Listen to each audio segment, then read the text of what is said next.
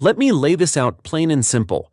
There are people who want you and me to believe that if we value free speech, we should just hand over our right to defend ourselves under the Second Amendment.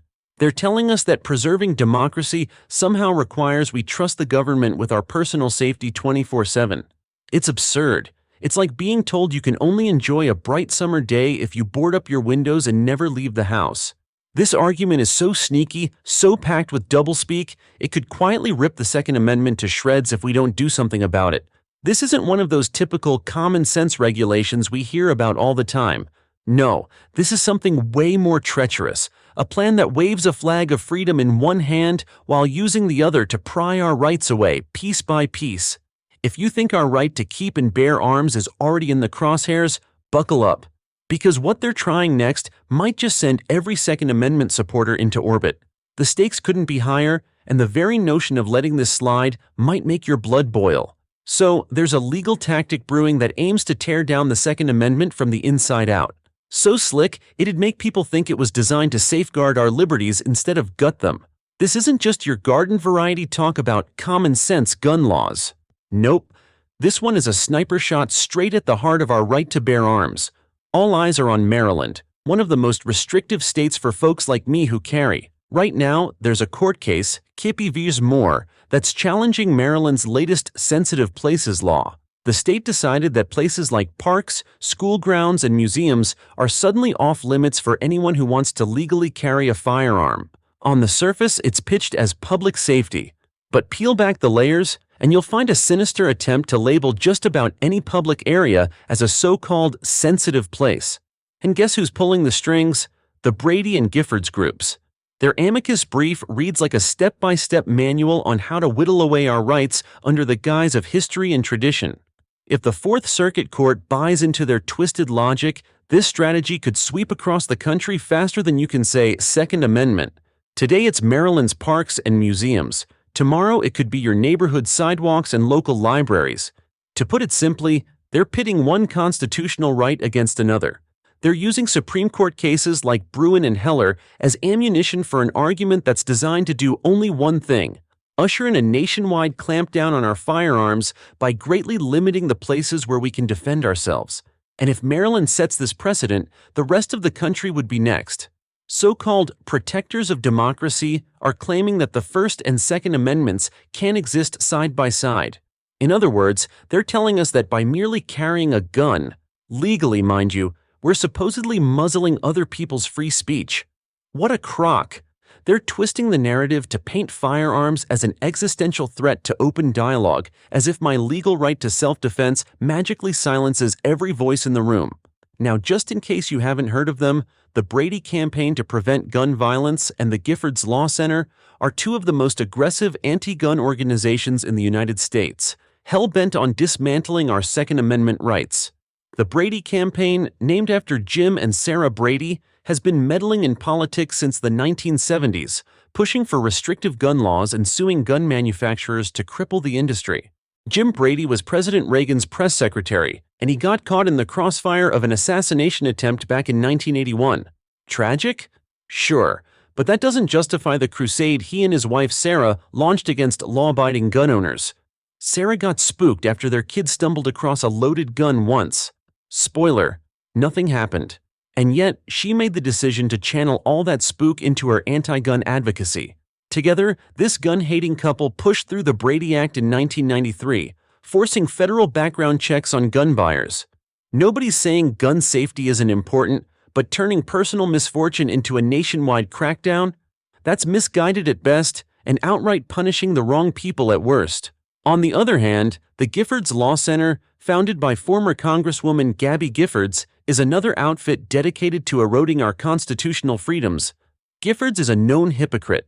Before her 2011 shooting, she was a proud gun owner who enjoyed shooting with her husband, Mark Kelly. She knew the responsibility that came with firearms and exercised her Second Amendment rights freely. But after the shooting, where a criminal exploited a system that already failed to address mental illness, she did a complete 180. Not on criminals, but on law-abiding citizens like you and me. What's even more galling? In interviews, Giffords still admits to shooting guns with her husband while campaigning to take away our guns.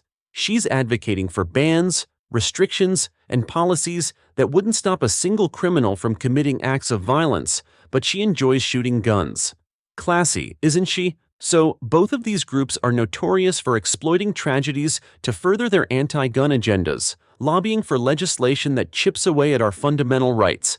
They cloak their mission in the language of safety and prevention, but make no mistake, their endgame is to disarm America, leaving us defenseless and dependent on a government that can't always protect us. It's high time we recognize these organizations for what they are: relentless adversaries of our Second Amendment freedoms. Their amicus brief from the Brady and Giffords crowd is downright idiotic, yet worrisome. They're basically saying that museums, parks, places we've all carried for decades should now be labeled too sensitive for citizens to bear arms. And they're using children as emotional shields, pushing the idea that if kids so much as see a firearm, it'll send them spiraling into a lifelong state of trauma. It's a scare tactic, plain and simple, designed to redefine the entire Second Amendment out of existence. But here's where it gets even more grotesque. They flat out argue that allowing law-abiding people to carry a firearm collides directly with First Amendment rights, as if we're living in some zero-sum game where you can only choose one amendment at a time.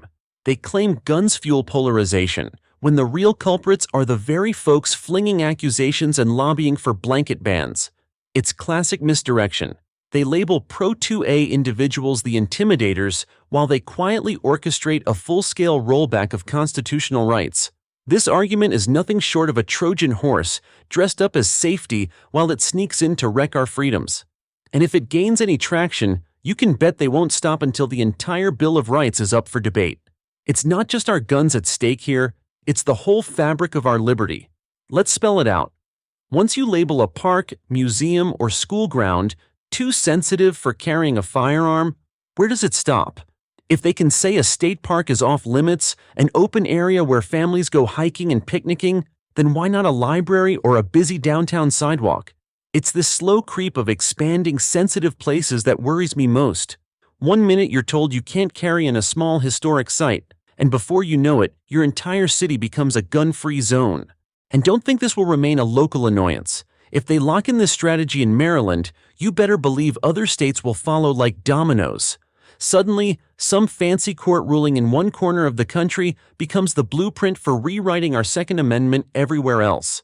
It's a sneaky move to pit constitutional rights against each other, an under-the-radar maneuver designed to bulldoze our freedoms without most people even realizing it's happening. And here's the real doomsday scenario. Once they get away with labeling half the public sphere sensitive, what's to stop them from trotting out the exact same rationale for banning firearms in more and more places?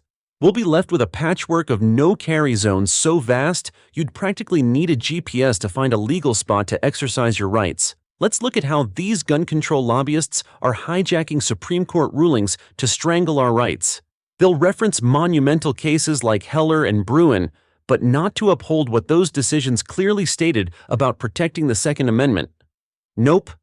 They're using them as weapons to argue for tighter and tighter restrictions, as if the Supreme Court somehow signed off on turning every public spot into a sensitive place. Here's the kicker. They've latched onto the notion of historical tradition, something Bruen highlighted, but they're twisting it beyond recognition.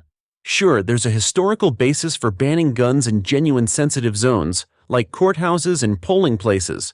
But Brady and Giffords are taking that concept and stretching it like taffy, insisting that museums, parks, and practically any public area devoted to learning or culture must be added to the list. Don't be fooled. That's not some natural extension of history.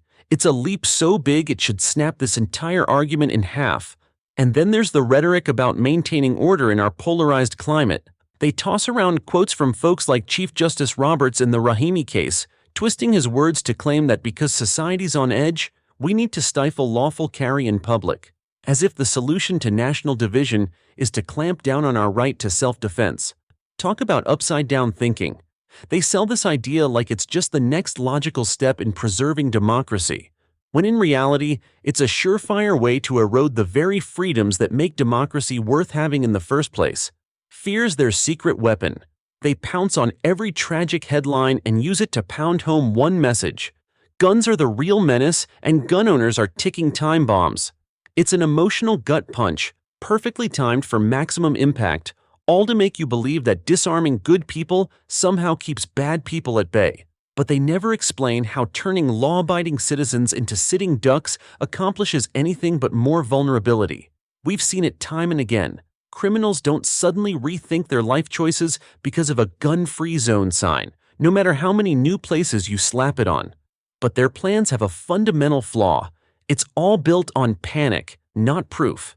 They churn out stats in their briefs to paint every gun owner as some imminent threat, but ignore the mountain of evidence showing that responsible carry often saves lives. Studies, even ones the CDC has peered at, have noted millions of defensive uses of firearms each year. Where's that in their argument? Funny how it never makes the cut. Cherry-picked stories are used to spook people into thinking that every lawful gun owner is one step away from sparking a shootout. Meanwhile, the millions of times a year that armed citizens prevent crimes without even firing a shot get conveniently swept under the rug. That's how they push their narrative, by ignoring the very data that proves them wrong. Here's the bottom line. This whole scheme of pitting the First Amendment against the Second isn't just about throwing around legal jargon or cherry-picking Supreme Court quotes. It's about stoking division so they can rewrite the narrative on gun ownership. They thrive on fear, and they've gotten disturbingly good at turning ordinary Americans into villains just because we dare to stand up for our rights. It's the same old playbook. Set up an us versus them dynamic, and then point fingers at gun owners every time the country faces social or political tension. But let's remember who's really driving that wedge. We're not the ones out there twisting tragic events into a blanket condemnation of all gun owners. We're not the ones screaming that exercising a constitutional right somehow puts democracy in peril. That's their propaganda, plain and simple. Think about how they're weaponizing public perception. They're not just fighting a legal battle, they're waging a cultural war, trying to make gun ownership socially taboo. They want people to associate the Second Amendment with chaos, violence, and fanaticism. And every time we don't push back, they gain ground. So what do? Well, we stay informed. Read the briefs, follow the cases, and don't let them blindside you with slick legal arguments. Second, we know our local and federal laws inside and out, so nobody can steamroll us with half-truths. Last but not least, we show the world what responsible gun ownership really looks like. We're lawful, we're careful, and we're dead serious about our freedoms. This is not just a Maryland problem. It's an every American problem. If we don't sound the alarm now, we're going to wake up one day and find that between court rulings and social stigma, our right to bear arms has been whittled down to a hollow shell. Staying silent isn't an option. If these people want to pit our fundamental liberties against each other, then we'd better be ready to defend both. Because this is about more than firearms. It's about preserving the very idea of what it means to be free in this country. That's it for today, folks. Do your part and share this video with your Pro-2A friends and family in Maryland.